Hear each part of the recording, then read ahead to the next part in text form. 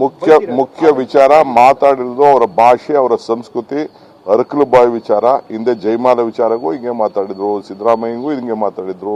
ಬೇರೆ ಬೇರೆ ಇದು ನಿತ್ಯ ಸುಮಂಗಲಿ ಅಂತ ಅಸೆಂಬ್ಲಿಲಿ ಒಂದ್ಸತಿ ನಡೆದಿತ್ತು, ಇದು ನಡೆದಿದೆ. ಇದು ಸರಿನಾ ಇಲ್ವಾ ಅಂತ ದೊಡ್ಡ ಮಟ್ಟಕ್ಕೆ ಒಂದು ನ್ಯಾಷನಲ್ ಪಾರ್ಟಿ ಲೀಡ್ರು. ನನಗೂ ಅವ್ರ ಬಗ್ಗೆ ಬಹಳ ಸಿಂಪತಿ ಇದೆ. ಒಳ್ಳೆ ಕಲ್ಚರ್, ಚಿಕ್ಕಮಂಗ್ಳೂರು ಜನ ಅಂದ್ರೆ ಒಳ್ಳೆ ಕಲ್ಚರ್ ಜನ.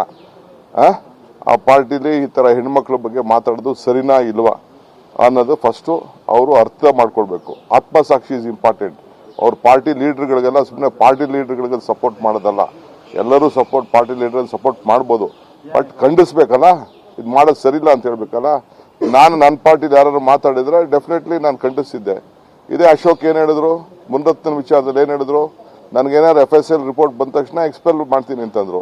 ಈ supporting is a party to it. Ashok is a party to all this crime. So ಇದು ಅವ್ರ ಪಾರ್ಟಿ ಲೀಡರ್ಶಿಪ್. ಅದನ್ನು ಒಪ್ಕೊಳ್ಳಿ, ನಮ್ಮ ಪಾರ್ಟಿ ಹಿಂಗೆ ಅಂತ ಒಪ್ಕೊಳ್ಳಿ, ನಮ್ಗೆ ಸಂತೋಷ.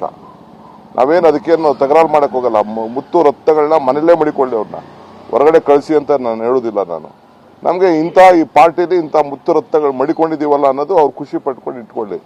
ಅಂದ್ರೆ ಸಮಾಜಕ್ಕೆ ಎಕ್ಸ್ಪೋಸ್ ಮಾಡ್ಬೇಕಷ್ಟೇ.